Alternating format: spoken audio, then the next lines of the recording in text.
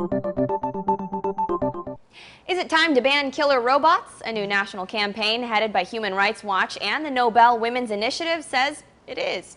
In a new report, the rights group says high-tech militaries are developing robots with more and more autonomy and may soon reach the point where robots decide who lives and who dies. It may sound like science fiction, but the group says automated defense systems in use today already border on autonomous behavior, like a sentry in use in South Korea that can detect when someone enters a restricted area. It then asks permission of a soldier back at base whether it should fire or not. If the soldier grants that permission, it shoots the individual.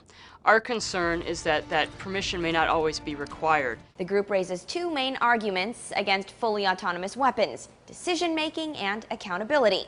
Robots wouldn't be able to distinguish between a civilian and a combatant or understand the context of a battle. That makes it hard to trust them with the power to make their own decisions. And robots throw off the whole notion of accountability. Who's to blame if a robot commits a war crime? The manufacturer, the programmer, the government?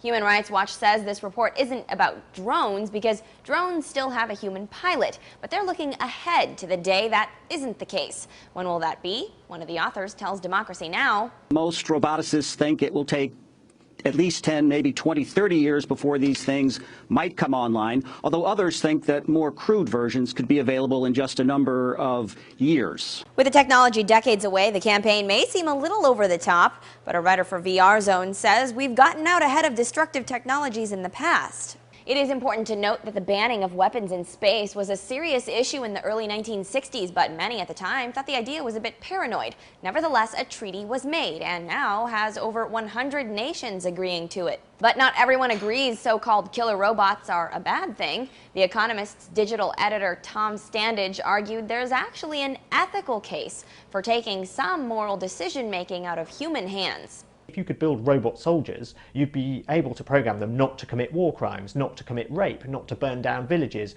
They wouldn't be susceptible to human emotions like anger or excitement in the heat of combat.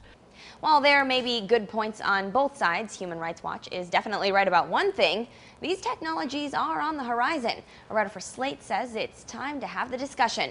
Banning killer robots and other technologies may not be the solution, but as citizens of democratic states, it is both our right and our responsibility to consider whether the military advantages these technologies bring are worth the cost they may impose on our democratic order. For Newsy, I'm Christina Hartman, Multiple Sources, The Real Story.